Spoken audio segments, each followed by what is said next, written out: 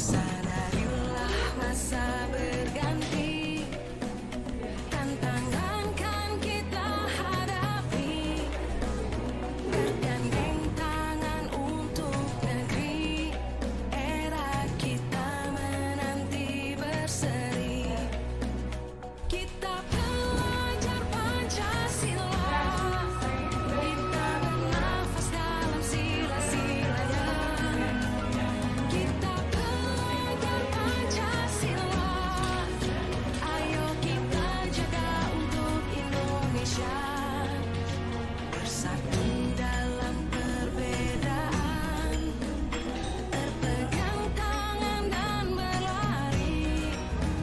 Singkirkan egomu, oh kawan, demi negeri ini. Jadilah generasi emas, cerdas berkarakter itu kita.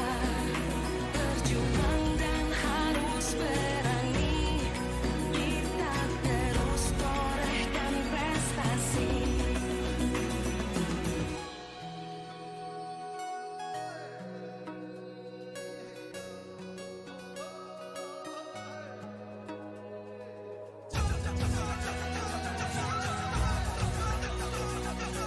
Assalamualaikum warahmatullahi wabarakatuh.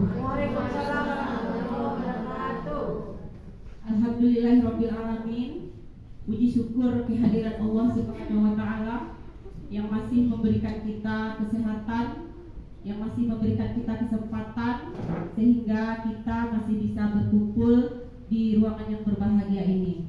Salawat beserta salam marilah sama-sama kita kirimkan untuk arwah junjungan kita Nabi besar Muhammad sallallahu alaihi wasallam. Yang sama-sama kita hormati Ibu Kepala Sekolah SD Negeri 1 Padang Panjang Barat. Seterusnya yang sama kita hormati Ibu Kepala Sekolah SD Negeri 14 Padang Panjang Barat.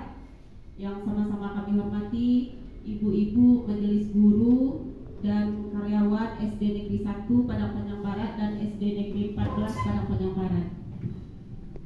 Pertama, kami ingin memperkenalkan diri terlebih dahulu. Kami sedang mengikuti pendidikan calon guru penggerak angkatan 6 dari Kota Padang Panjang. Ada 4 orang. Yang pertama Ibu Zulkhairat, kemudian Ibu Dona Gumalasari, Ibu Weni Pertiwi, dan saya sendiri Weli Anwar. Pada kesempatan kali ini kami mengucapkan terima kasih banyak kepada ibu-ibu yang telah menyempatkan hadir di tengah kesibukan, di tengah rutinitas yang lumayan padat, telah menyempatkan diri untuk hadir pada hari ini dalam rangka kita berkolaborasi, kita berbagi ilmu bersama mengenai budaya positif di sekolah, penerapan budaya positif di sekolah. Diseminasi ini merupakan aksi nyata kami pada modul 1.4 yang merupakan tugas yang harus dilaksanakan oleh calon guru penggerak.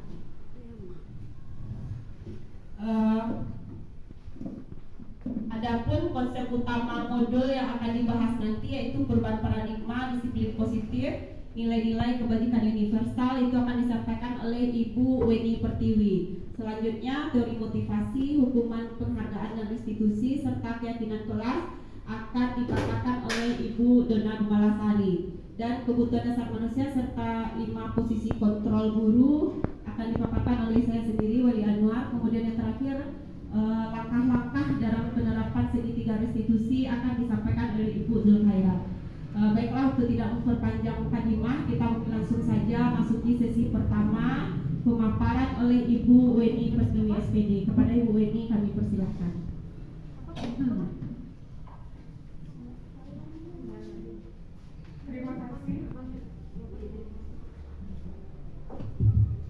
Terima kasih kami ucapkan kepada Ibu Moderator atas waktu yang diberikan kepada kami.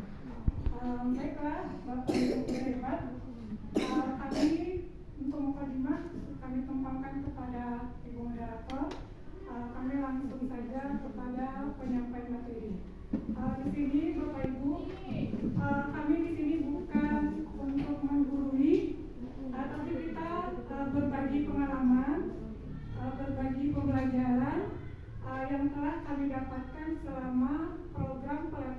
penyelenggara ini. Jadi kami minta apresiasi dari Bapak Ibu Guru. Mudah-mudahan kegiatan kita ini bisa berjalan dengan baik. Baik Bapak Ibu Guru, selamat datang para guru hebat.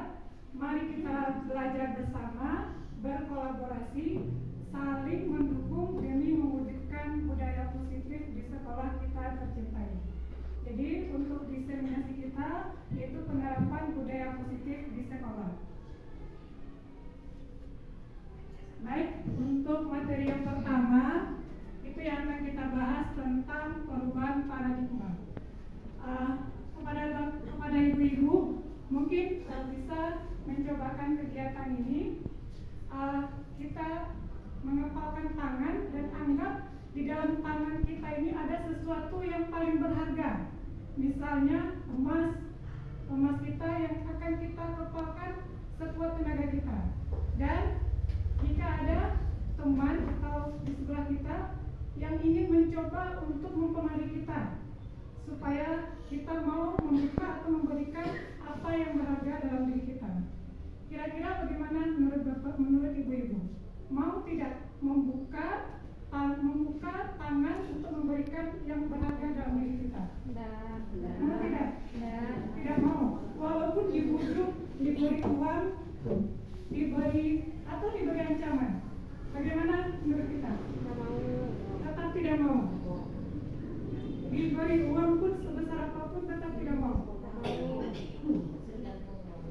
Tergantung jumlahnya.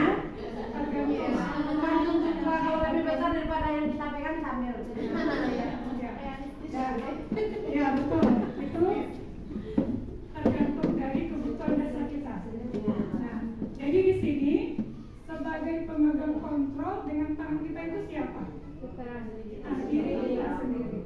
Nah, jadi walaupun kalau kita dibujuk atau diancam pun, tapi kalau kita memiliki kontrol dalam diri kita, tentu kita tidak akan mudah terbujuk, tidak akan mudah melepaskan apa yang ada di dalam tangan kita. Jadi intinya di sini apa ibu-ibu? Kontrol dalam diri kita. Baik, kita lanjutkan. Nah, di sini begitu juga dalam pembelajaran. Jadi dalam pembelajaran itu yang paling utama sekali itu adalah teori kontrol dalam diri kita. Selama ini kita berhadapan terhadap murid kita itu kita yang memiliki kendali terhadap murid kita. Nah, ini ada beberapa perubahan paradigma yang harus kita robah dalam pembelajaran kita. Di sini ada miskonsepsi tentang kontrol. Yang pertama, ilusi guru mengontrol murid. Jadi di sini apa? Di sini kita menganggap bahwa murid kita itu kita yang mengontrolnya. Jadi kita apa yang mau akan dilakukan oleh murid kita itu kita yang akan mengendalikannya. Sebenarnya itu murid kita yang mau dikendalikan. Kenapa mau dikendalikan? Berarti ada faktor yang kita berikan dalam dirinya supaya dia mau dikontrol oleh kita. Jadi di sini bukan kita yang mengontrol, tetapi murid itu yang mau dikontrol. Itu salah satu ilusi yang terjadi miskonsepsi. Yang kedua yaitu ilusi mengkritik dan membuat orang merasa bersalah dapat menguatkan karakter. Jadi di sini anggapan kita membuat orang bersalah dengan perasaan kita menghina atau membuat kata-kata yang membuat dia merasa bersalah, kita merasa dia bisa berubah. Siswa kita itu bisa memperbaiki sikapnya dengan kata-kata yang kita berikan. Sebetulnya itu merupakan miskonsepsi tentang teori kontrol. Kemudian yang ketiga, ilusi bahwa semua penguatan positif atau bujukan itu efektif dan bermanfaat. Jadi kita beranggapan bahwa dengan diberikan bujukan, dengan diberikan hadiah, dengan diberikan penghargaan, siswa kita mau mengikuti apa yang kita mau. Sebetulnya bukan itu yang kita inginkan. Yang kita inginkan apa? Adanya kesadaran dari diri siswa di kelas tersebut. Jadi untuk bagaimana kiat-kiatnya nanti akan kita lanjutkan dengan materi selanjutnya. Yang keempat, apa miskonsepsi yang terjadi, ilusi bahwa orang dewasa memiliki hak untuk memaksa. Jadi kita beranggapan kita sebagai guru, sebagai orang dewasa, kita berhak untuk memaksa siswa kita sesuai dengan apa yang kita mau. Nah, itu merupakan salah satu miskonsepsi tentang teori kontrol kita terhadap murid. Nah, di sini itulah yang perlu kita rubah, yaitu perubahan paradigma kita. Jadi di sini yang kita harapkan bahwa yang memiliki kontrol terhadap diri kita itu adalah diri mereka sendiri, bukan karena adanya rangsangan, adanya stimulus, adanya respon dari guru tersebut. Jadi yang kita harapkan siswa kita, murid kita memiliki kontrol terhadap diri mereka sendiri. Nah, di sini ada perbedaannya stimulus respon dengan teori kontrol. Kalau stimulus respon, di sini kebutuhan itu kita anggap sama. Padahal yang benarnya itu kebutuhan kita itu berbeda. Kebutuhan guru, kebutuhan setiap siswa itu berbeda. Jadi kita tidak bisa menyamakan kebutuhan semua murid kita. Yang kedua, semua orang melihat hal yang sama. Jadi dianggap masalah atau kejadian yang terjadi pada siswa kita itu kita menganggap semuanya sama. Padahal setiap siswa, setiap murid itu memiliki gambaran yang berbeda. Jadi kita tidak bisa memberikan perlakuan kepada siswa secara sama. Yang ketiga, kita mencoba mengubah orang agar berpandangan sama dengan kita. Ini untuk stimulus respon. Sedangkan teori kontrol, kita berusaha memahami pandangan orang lain tentang dunia. Nah, begitu juga dengan kita sebagai guru dan siswa. Kita tidak bisa memaksa apa yang kita inginkan itu akan dipenuhi oleh murid kita. Jadi kita harus memahami juga apa mau siswa kita juga harus memahaminya. Selanjutnya, perilaku buruk dilihat sebagai suatu kesalahan. Untuk teori kontrol, semua perilaku memiliki tujuan. Jadi kita di sini siswa kita mereka ada yang bersalah, kenapa mereka suka mengganggu teman, itu mereka memiliki tujuan. Nah, tapi kalau kita ketika ada seorang anak yang melakukan kesalahan, itu kita anggap itu sudah perbuatan yang buruk, yang jahat. Padahal ada kebutuhan dasar murid kita yang dia belum terpenuhi. Nah, jadi itu yang harus menjadi perhatian bagi kita. Selanjutnya, orang lain bisa mengontrol saya. Sedangkan di teori kontrol, hanya Anda yang bisa mengontrol diri Anda. Begitu juga dengan murid kita. Jadi kita mengharapkan jangan kita melakukan pemaksaan. Mereka harus begini, mereka harus seperti ini, kita tidak bisa. Jadi yang kita timbulkan adanya kontrol diri dari diri murid kita tersebut. Selanjutnya, pemaksaan ada pada saat rujukan atau gagal. Sedangkan di teori kontrol, kolaborasi dan konsensus menciptakan pilihan-pilihan baru. Jadi di sini kita diharapkan untuk menghindari adanya pemaksaan ataupun bujukan. Jadi yang kita harapkan kita bisa berkolaborasi, kita bisa memahami apa yang dimau oleh siswa kita. Jangan supaya mereka mau belajar kita beri bujukan, kita beri hadiah. Jadi yang kita harapkan mereka belajar karena kemauan dari diri mereka sendiri. Yang terakhir, modal berpikir menang atau kalah. Sedangkan di teori kontrol, modal berpikir menang-menang. Jadi antara kita dan guru, kita senang, murid kita juga senang. Jangan kita senang, murid kita dia merasa tertekan karena kita melakukan pemaksaan.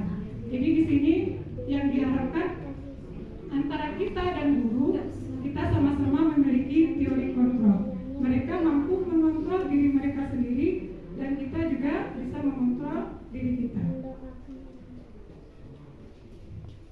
Nah, dengan adanya teori kontrol tadi, itu bisa menimbulkan disiplin positif.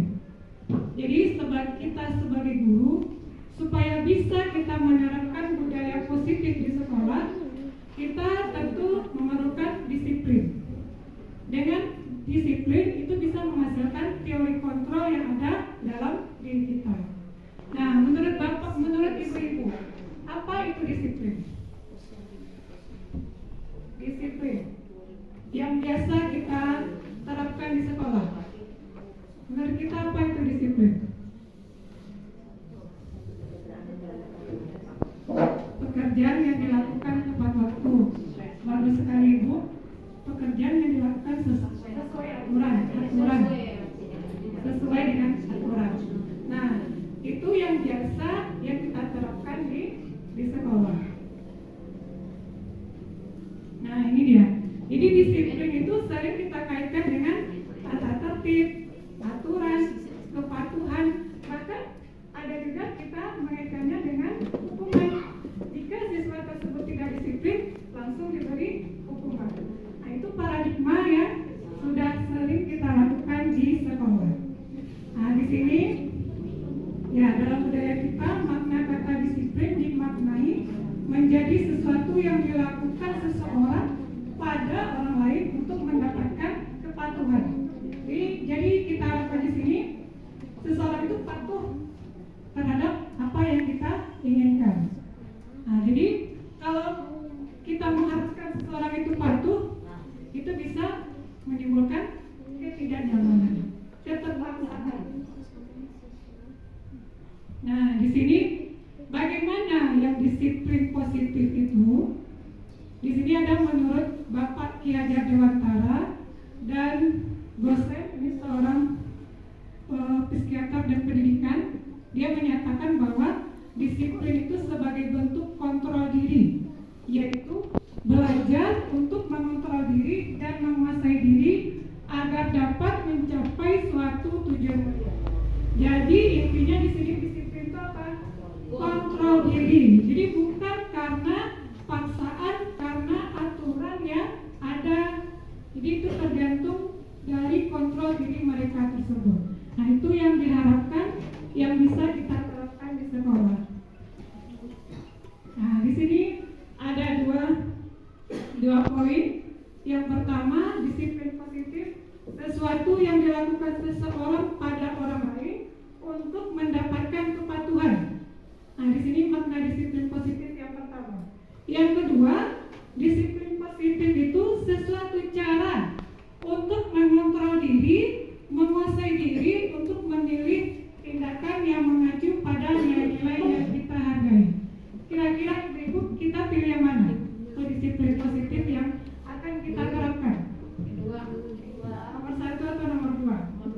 Nah, jadi disiplin positif yang benar itu untuk nomor 2. Jadi intinya itu pada kontrol diri.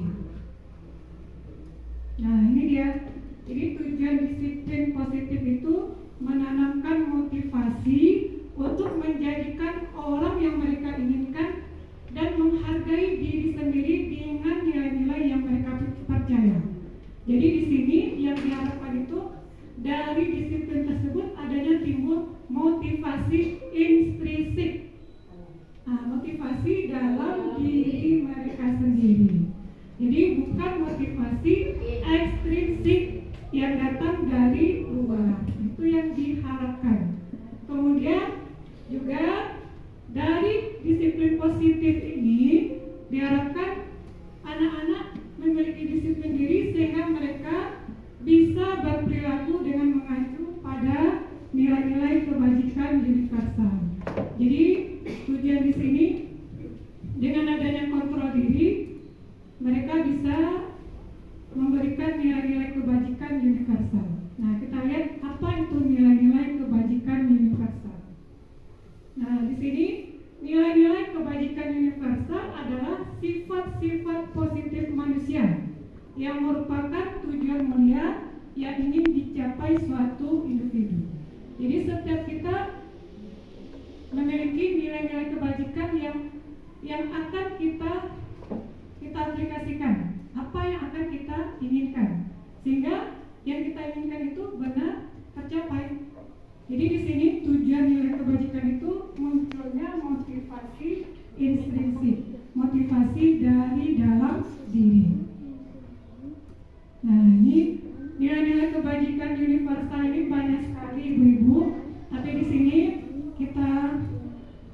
dua contoh. Nah, ini yang sesuai dengan kurikulum Merdeka sekarang.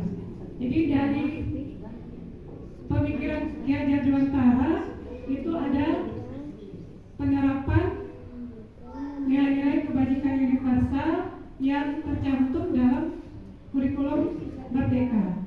Jadi di sini profil pelajar Pancasila ada berapa, ibu-ibu? Profil pelajar Pancasila ada 0. Yang pertama, beriman dan bertakwa kepada Tuhan Yang Maha Esa dan berakhlak mulia. Yang kedua, berkebinekaan global, kemudian bergotong royong, kreatif, bernalar kritis, dan mandiri. Jadi tujuan kurikulum Merdeka itu menciptakan siswa yang memiliki profil pelajar Pancasila. Nah, selanjutnya di sini juga ada nilai-nilai kebajikan universal. Ini menurut proyek nilai-nilai kebajikan. Sebetulnya itu banyak lagi Bapak Ibu. Tapi di sini kita contohkan ada 2. Yang di sini peduli, rajin, integritas, rasa hormat, tanggung jawab, bijaksana, toleransi, percaya diri. Semua nilai-nilai kebajikan inilah yang kita harapkan yang ada pada diri siswa kita tersebut. Jadi dengan ada nilai-nilai kebajikan ini, dia bisa memiliki kontrol diri dalam dirinya. Dia bisa mengontrol apa yang akan dilakukannya. Jadi kita harapkan itu siswa itu memiliki motivasi intrinsik, motivasi dari dalam dirinya, sehingga disiplin positif yang kita harapkan bisa terlaksana dengan baik tanpa adanya bujukan, adanya pemaksaan, adanya hukuman. Itu yang seharusnya bisa kita hindari. Jadi untuk materi disiplin positif saya cukupkan sampai di sini, dan untuk kelanjutan materi ini bagaimana penerapan disiplin positif kami lanjutkan kepada Ibu pemateri 2. Saya ucapkan terima kasih. Kami serahkan kepada moderator.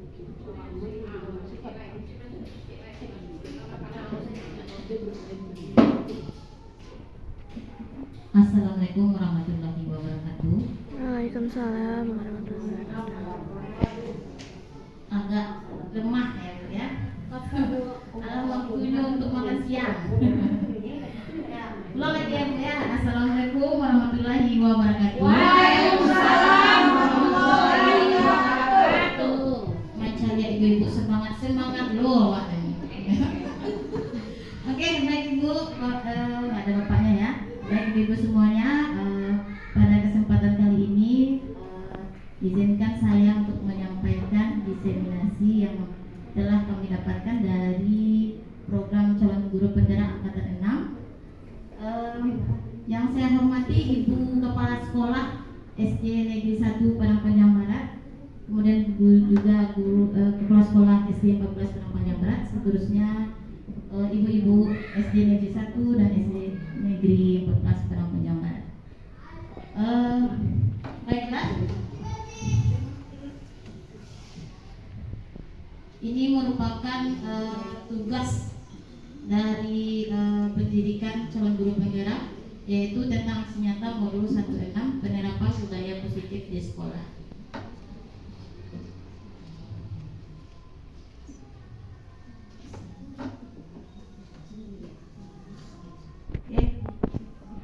Untuk memasuki materi yang pertama, saya mengajak dulu ibu-ibu semuanya untuk melakukan self reflection atau artinya refleksi diri.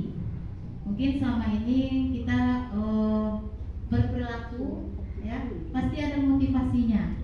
Nah, sekarang pertanyaan pertama, bagaimana kita berperilaku? Mungkin kita berperilaku itu baik atau berperilaku buruk, atau ketika kita terancam kita balas lagi ya. Oke, yang kedua, mengapa kita melakukan segala sesuatu?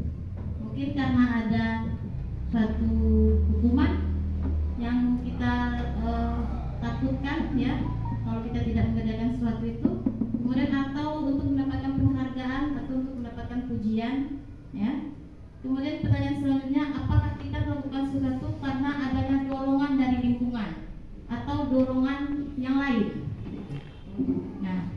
Selanjutnya, pernahkah Anda melakukan sesuatu untuk mendapatkan senyuman orang lain? Nah, biasanya Bu En ya seperti ini ya Bu En, ya, melakukan sesuatu untuk mendapatkan senyuman dari orang lain. Iya Bu? Iya. Atau untuk mendapatkan hadiah Bu? Iya. Untuk masalah tua. Nah, terkadang kita melakukan sesuatu itu karena kita menghindari rasa sakit, ya, atau ketidaknyamanan. Terkadang kita juga melakukan sesuatu untuk mendapatkan apa yang kita mau. Kembali. Nah, itu semua yang self reflection tadi itu berhubungan dengan motivasi perilaku manusia. Motivasi itu merupakan dorongan yang timbul pada diri seseorang secara sadar dan tidak sadar untuk melakukan suatu tindakan dengan tujuan tertentu. Nah, motivasi perilaku manusia itu ada 3. Yang pertama yaitu untuk menghindari ketidaknyamanan dan hukuman. Yang kedua untuk mendapatkan imbalan atau penghargaan dari orang lain. Yang ketiga, menghargai nilai-nilai kebajikan diri sendiri. Nah, akan saya bahas di slide ini ya Bapak Ibu. Untuk motivasi perilaku yang pertama itu menghindari ketidaknyamanan atau hukuman. Nah, ini dinilai sebagai tingkat terendah dari motivasi perilaku manusia. Biasanya orang yang memotivasi perilakunya untuk menghindari hukuman atau ketidaknyamanan ini akan bertanya pada dirinya sendiri, apa yang terjadi apabila saya tidak melakukannya? Misalnya anak murid kita sering gitu ya Bu, kalau mereka mengerjakan tugas untuk menghindari hukuman dari guru. Nah, takut kalau disuruh berdiri di depan atau mendapat hukuman yang lain. Nah, jadi itu masih termasuk ke dalam motivasi perilaku manusia yang pertama ini, dan termasuk masih tingkat terendah dari motivasi perilaku manusia. Nah, sebenarnya mereka sedang menghindari permasalahan yang muncul dan berpengaruh pada mereka secara fisik, psikologis maupun tidak terpenuhinya kebutuhan mereka. Nah, untuk motivasi yang kedua yaitu untuk mendapatkan imbalan atau penghargaan dari orang lain. Nah, ini mungkin kita sebagai manusia pasti pernah melakukannya. Ya, apalagi ketika kita masih kecil, ya kan Pi? Kita dulu belajar puasa untuk mendapatkan imbalan kan? Ya, nanti kalau puasanya penuh, dapat penghargaan atau dapat uang ya. Nah, ini masih termasuk motivasi ekstrinsik sama dengan yang pertama tadi. Ya, orang dengan motivasi ini akan bertanya apa yang akan saya dapatkan apabila saya melakukannya. Mereka melakukan tindakan untuk mendapatkan pujian dari orang lain yang menurut mereka penting. Mereka melakukan sesuatu untuk mendapatkan hadiah, untuk mendapatkan pengakuan dan mendapatkan imbalan. Ini masih banyak nih terjadi pada murid kita, dan ini seharusnya bisa kita hindari lagi, tidak kita gunakan lagi untuk pemberian hukuman dan penghargaan, karena bersifat jangka pendek dan tidak untuk membangun budaya positif. Oke, untuk motivasi yang ketiga yaitu untuk menjadi orang yang mereka inginkan dan menghargai diri sendiri dan nilai-nilai yang mereka yakini atau percayai. Orang dengan motivasi ini akan bertanya akan menjadi orang seperti apa apabila saya melakukannya. Nah, ini sudah ada beberapa siswa kita, namun belum membudaya. Beberapa siswa belajar dengan motivasi yang ada dalam dirinya, motivasi intrinsik yang sudah ada tertanam dalam dirinya, sehingga apapun yang dia kerjakan tidak ada berdasarkan paksaan, berdasarkan ingin mendapatkan penghargaan atau. Kemudian prosedur pembentukan keyakinan kelas. Yang pertama, mempersilahkan warga sekolah atau murid di kelas atau di sekolah untuk bercurah pendapat tentang peraturan yang perlu disepakati di sekolah. Misalnya datang tepat waktu, ya, terus mengerjakan tugas, menghormati guru dan lain sebagainya. Nah, harus disepakati di kelas. Kemudian mencatat semua masukan murid atau warga sekolah di papan tulis dan kertas besar atau kertas. Kemudian susunan keyakinan kelas tinjau kembali daftar curah pendapat yang telah dicatat dan tinjau ulang keyakinan kelas atau sekolah secara bersama dan akhirnya tempel keyakinan kelas. Nah, ini beberapa hari yang lalu sudah saya kerjakan di kelas 5 SD Negeri 1 Surabaya Barat. Awalnya siswa diajak untuk membuat keyakinan kelas.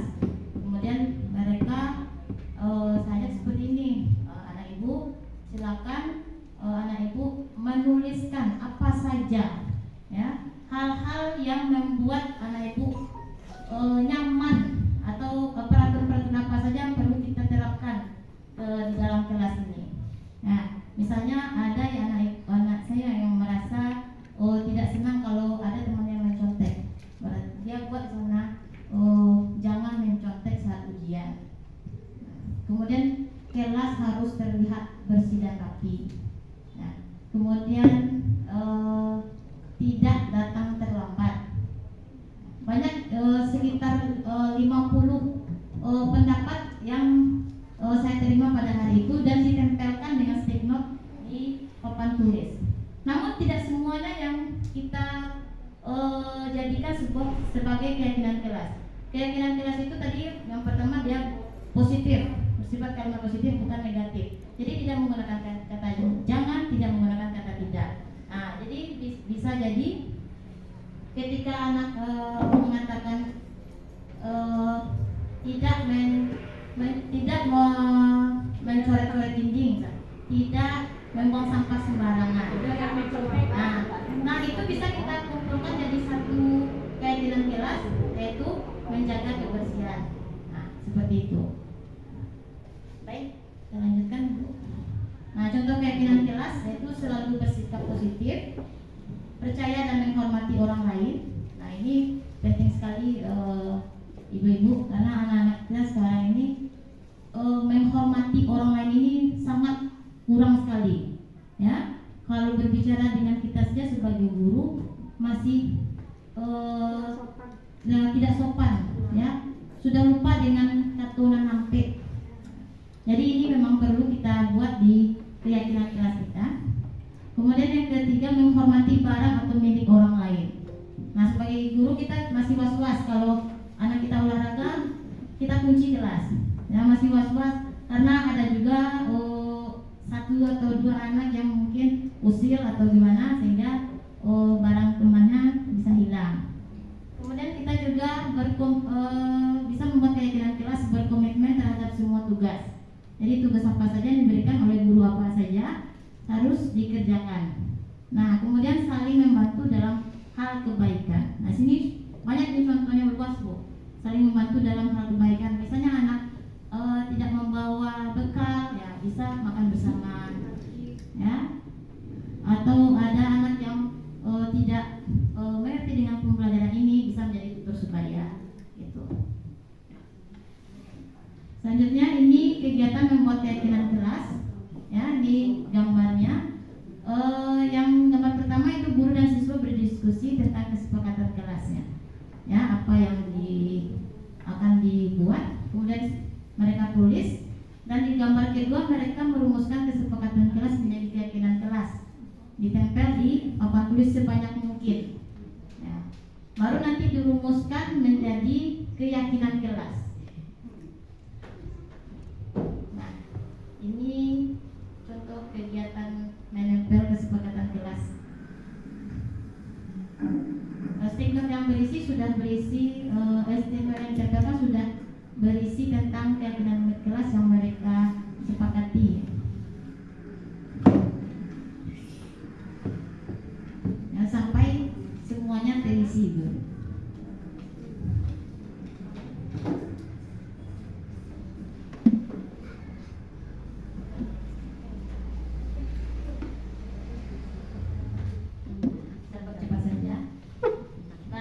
Itu contoh kegiatannya. Nanti baru dibuat di kertas karton atau di kertas yang lainnya. Ini kegiatan membuat keyakinan kelas, ya, di gambarnya. Yang gambar pertama itu guru dan siswa berdiskusi tentang kesepakatan kelasnya, ya, apa yang akan dibuat, kemudian mereka tulis, Dan di gambar kedua mereka merumuskan kesepakatan kelas menjadi keyakinan kelas, ditempel di papan tulis sebanyak mungkin. Ya.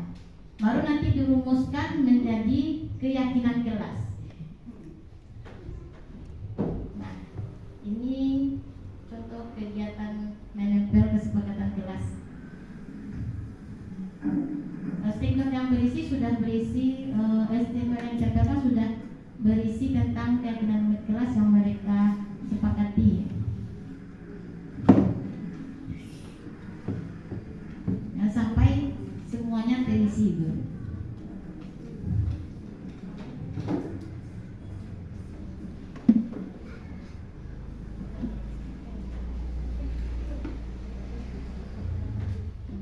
Cepat-cepat saja. Nah, itu contoh kegiatannya. Nanti baru dibuat di kertas karton atau di kertas yang lebih besar daripada itu, bisa juga dengan spanduk, ya, dan ditempelkan di dinding kelas yang bisa diakses oleh semua murid. Nah, bagaimana pembentukan keyakinan kelas? Yang pertama, keyakinan kelas itu lebih abstrak dari peraturan. Kemudian berupa pernyataan universal, ya. Kemudian dibuat dalam bentuk positif seperti yang saya bilang tadi. Kemudian sedikit saja agar mudah diingat, tidak perlu banyak-banyak. Meskipun curah pendapat anak ada 50 curah pendapat, namun kita bisa persingkat menjadi 5 keyakinan kelas. Kemudian sesuai dengan kondisi kelas, kemudian melibatkan semua warga kelas atau sekolah. Oke, Bapak Ibu, semoga sesi belajar kita hari ini membawa manfaat. Kita langsung saja materi kita, yaitu di kebutuhan dasar manusia dan posisi kontrol. Tadi juga mungkin sedikit sudah disinggung oleh Ibu Dona mengenai kebutuhan dasar manusia. Sebelumnya mungkin selama ini kita bertanya-tanya gitu ya, ada beberapa orang siswa kita yang perilakunya kadang di luar batas gitu. Kenapa ya kok anak ini setiap hari suka sekali mengganggu temannya itu. Ini kenapa anak yang satu ini setiap hari ada saja kelakuannya atau perangainya yang membuat kita terpancing emosi gitu ya. Atau ada anak ini yang suka nempel terus dengan gurunya, kemana gurunya dia ikuti gitu. Itu kenapa gitu, mungkin selama ini kita bertanya-tanya. Nah, sebenarnya ada motivasi atau tujuan kenapa siswa kita atau murid-murid kita bisa berperilaku seperti itu. Dan salah satu tujuannya menurut William Glasser, yaitu karena dia berusaha untuk memenuhi kebutuhan dasarnya.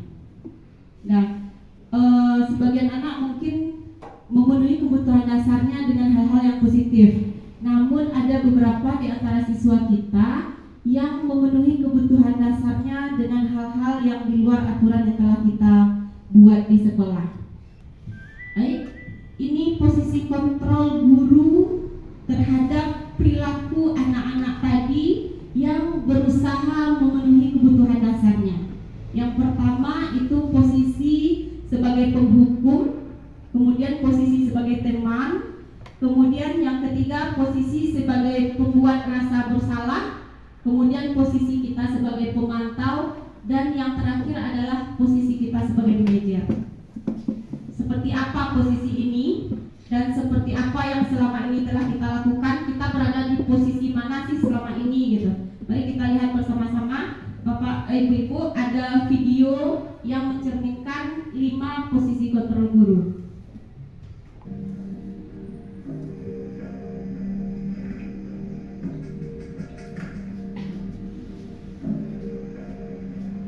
Naran,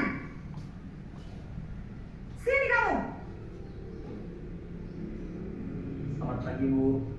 Selalu terlambat. Kamu deh, pasti terlambat. Maaf, Bu. Saya Apa? Apa coba? Alasan kamu apa lagi? Kapan sih kamu tidak terlambat? Malas sekali ya kamu jadi anak. saya Dasar pemalas. Gak kapok-kapok sih kamu. Sudah berapa kali terlambat? Sana, kamu keliling lapangan basket. kali. Kenapa saya harus keliling lapangan basket, Bu? Kenapa? Kamu melawan ibu? Berani-beraninya jawab. Sudah terlambat, masih berani jawab pula. Sekarang, keliling lapangan basket 5 kali sekalian. Biar kapok. Cepat. Pergi sana ke lapangan.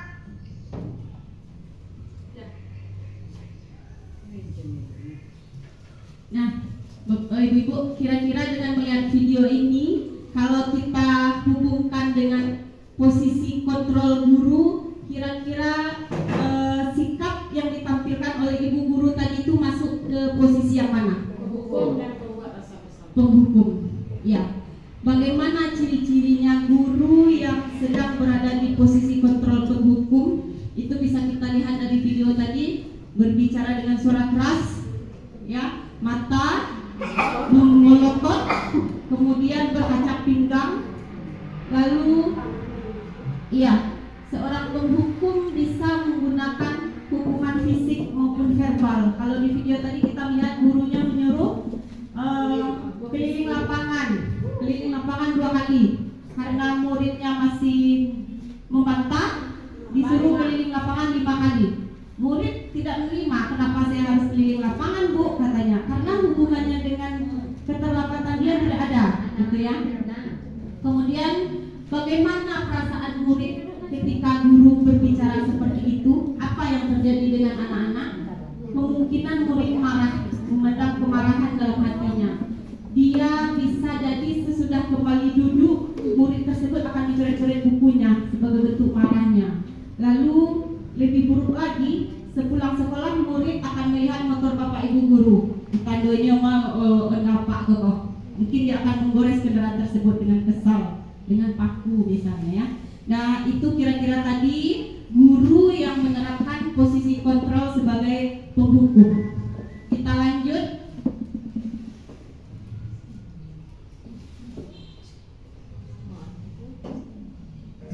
Ini masih video yang tadi.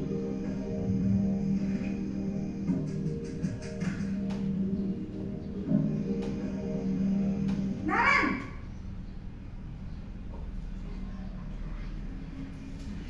Selamat pagi, Bu. Naren. Kamu kenapa terlambat lagi, nak? Ya Tuhan, Naren. Kamu senang ya bikin ibu susah ya? Kalau kamu terlambat lagi, nanti ibu yang ditegur bapak kepala sekolah, nak. Disangka ibu tidak bisa membina kamu. Duh, gimana ini? Maaf, Bu. Duh, Gusti Naren. Kamu suka ya kalau ibu ditegur bapak kepala sekolah? Terus, sekarang ibu harus tulis apa ini di buku absen? Ini kamu sudah sering terlambat loh. Ibu harus apa coba? Maaf, Bu. Maaf sekali. Ya sudah, lain kali jangan bikin ibu susah lagi ya, nak ya. Ibu tidak akan kuat lagi kalau kamu begini terus. Bisa jantungan kalau ibu ditegur bapak kepala sekolah. Sana cepat ke kelas. Maaf ya, Bu. Maaf sekali. Ya, bagaimana kira-kira ibu-ibu? Kalau seperti ini gurunya, berarti kita sedang berada di posisi pembuat rasa bersalah. Guru seperti ini berusaha supaya muridnya merasa bersalah atas keterlambatannya. Posisi ini biasanya guru akan bersuara dengan lemah lembut. Pembuat rasa bersalah akan menggunakan keheningan yang membuat orang lain merasa tidak nyaman, merasa bersalah atau rendah diri. Kemudian nada suaranya memelas, halus, seperti orang bersedih.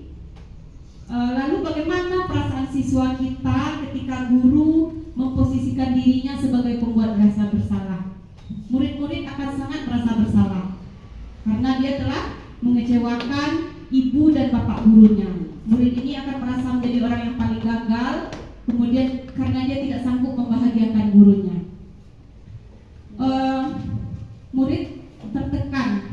Seperti inilah yang tiba-tiba bisa meletus amarahnya suatu saat, karena dia terus-terusan memendam rasa bersalah, akhirnya suatu saat dia meledak, meletus. Maka dia anak yang terbiasa diperlakukan seperti ini, kalau menurut penelitiannya bisa menyakiti diri sendiri atau bahkan orang lain. Kita lanjut.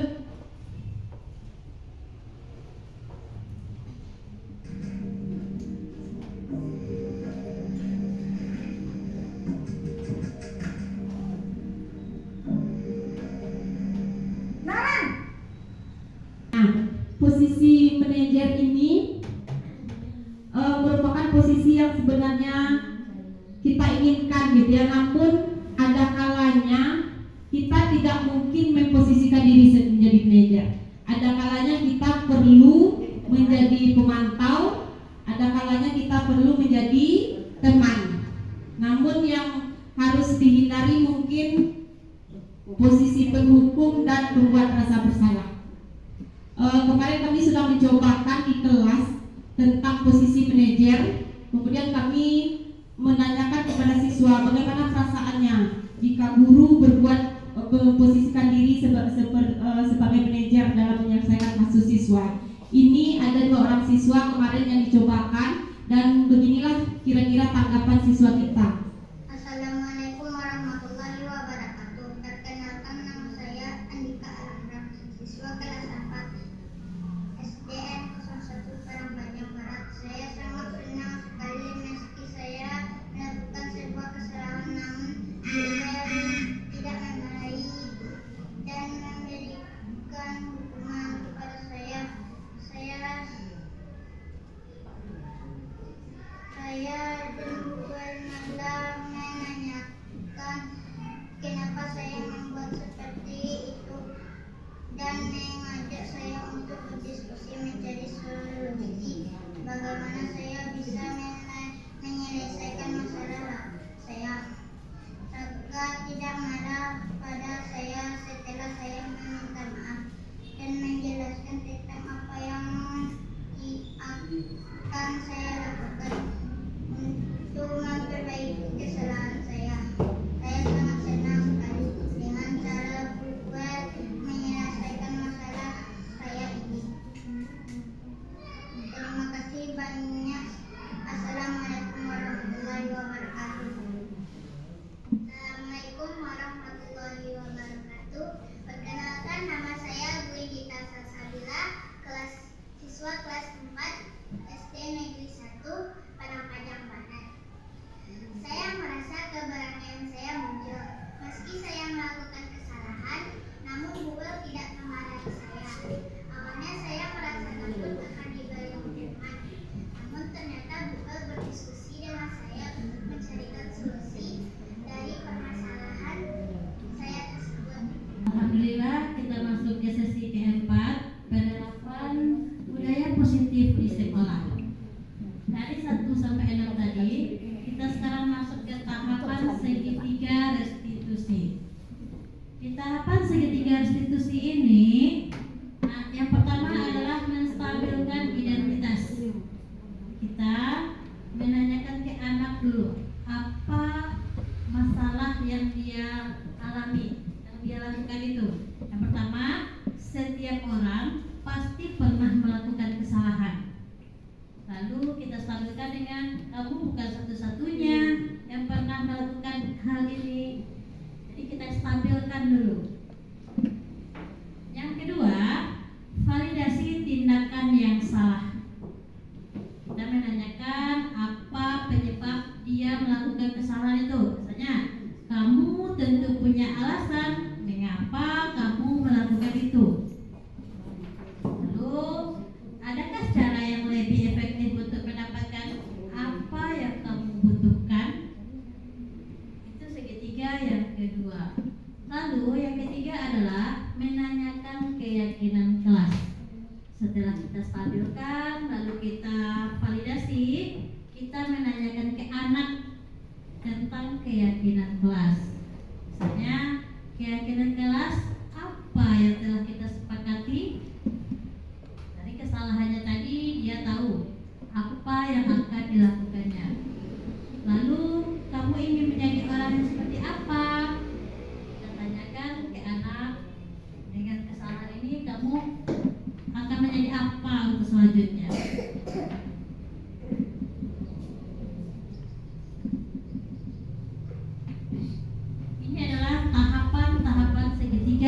restitusi. 1. Menstabilkan identitas. Kita semua akan melakukan hal terbaik yang bisa kita lakukan. Lalu yang kedua, validasi tindakan yang salah. Semua perilaku yang kita lakukan pasti ada alasannya. Lalu yang ketiga, menanyakan keyakinan kelas. Yaitu semua kita memiliki motivasi internal di dalam kelas kita. Ini adalah contoh penerapan segitiga restitusi. Saat jam istirahat, Bu Ira memanggil Hanafi untuk membahas masalah yang dialami Hanafi, yaitu sering terlambat ke sekolah.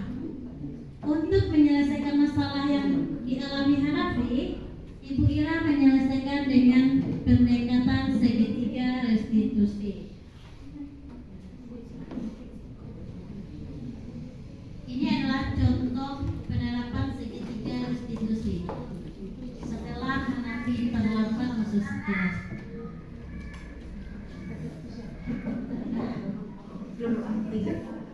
Hanafi tahu kenapa itu restitusi. Tadi Hanafi berangkat sekolah kenapa?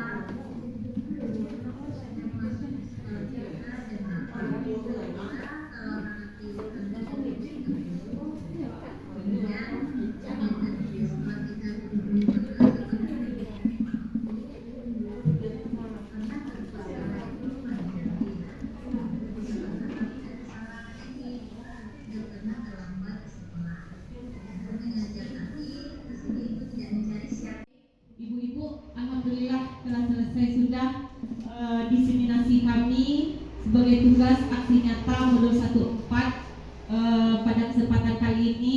Namun sebelum kita tutup, mungkin ada di antara ibu-ibu yang ingin berpendapat gitu ya. Kami sangat yakin sekali dalam penerapannya dalam kegiatan belajar mengajar kita, sebagian besar apa yang kita sudah diskusikan tadi sudah kita kerjakan di kelas kita masing-masing. Namun mungkin kita tidak tahu kalau itu istilahnya ternyata konsekuensi, atau mungkin itu kita sudah menerapkan itu ternyata namanya segitiga restitusi gitu. Kami sangat yakin sekali. Baik, apakah ada di antara ibu-ibu yang ingin ditanyakan atau ingin berpendapat? Silakan Ibu Elvidawati.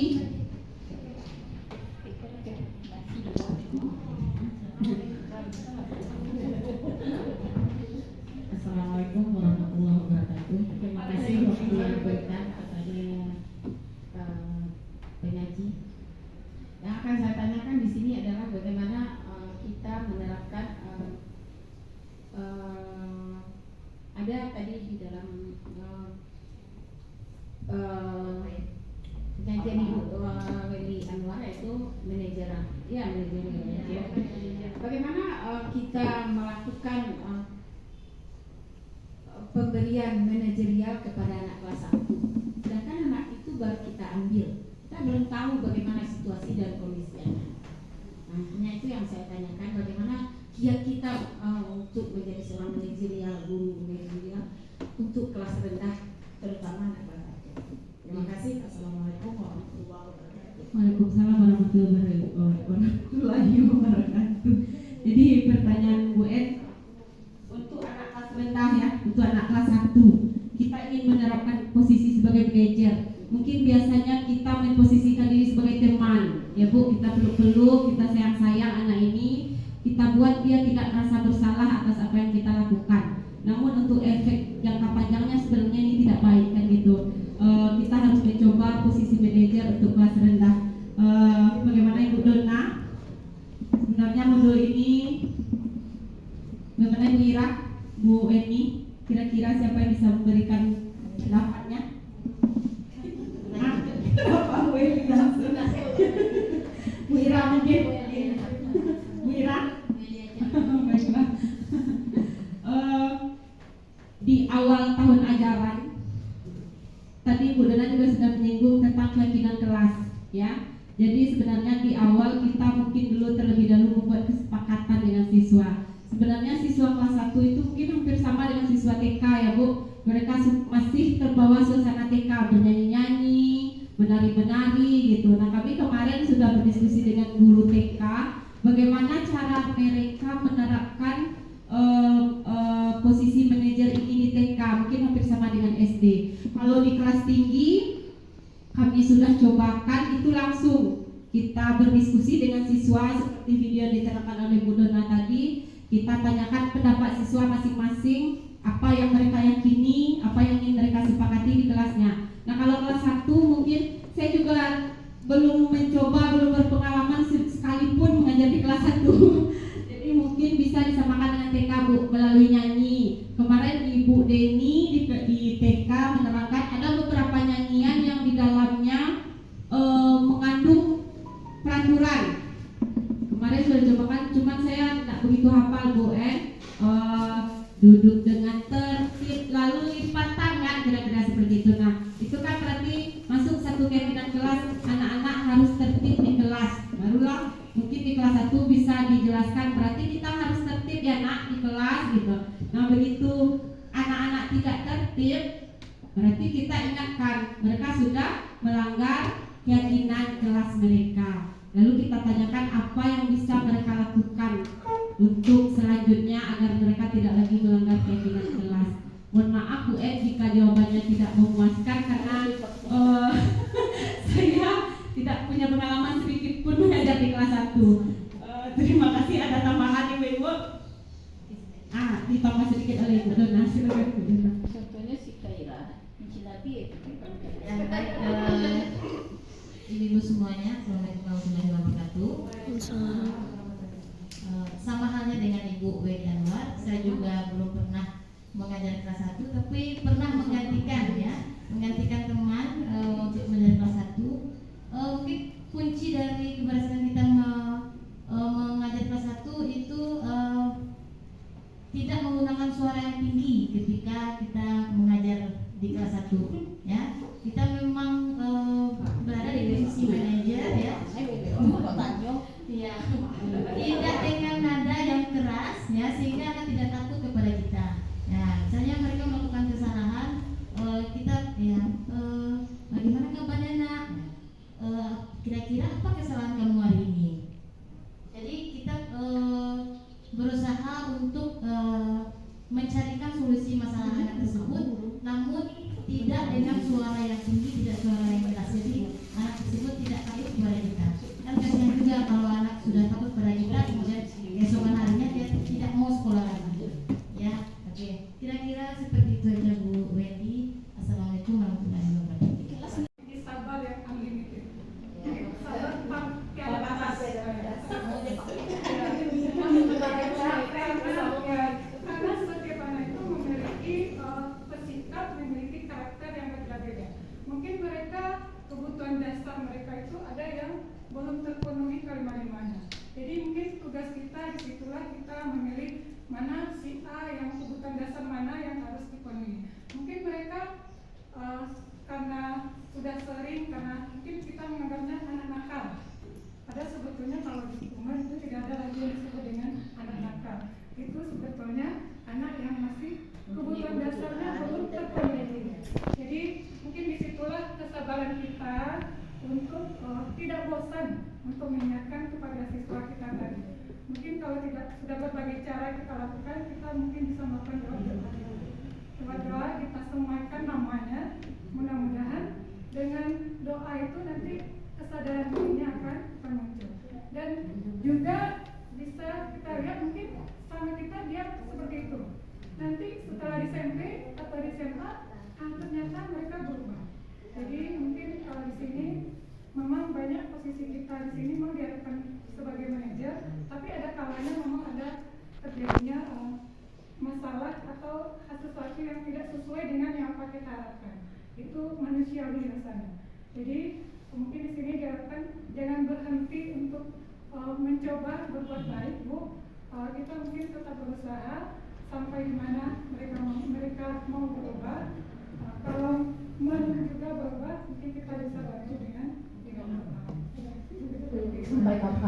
lagi Bapak Ibu karena telah menyita waktunya. Mudah-mudahan apa yang disampaikan tadi mengenai budaya positif sedikit banyaknya bisa kita cobakan, bisa kita terapkan di sekolah demi kemajuan pendidikan kita. di Padang Panjang. Demikian saja, terlebih dan terkurang kami mohon maaf. Kami sudahi. Assalamualaikum warahmatullahi wabarakatuh.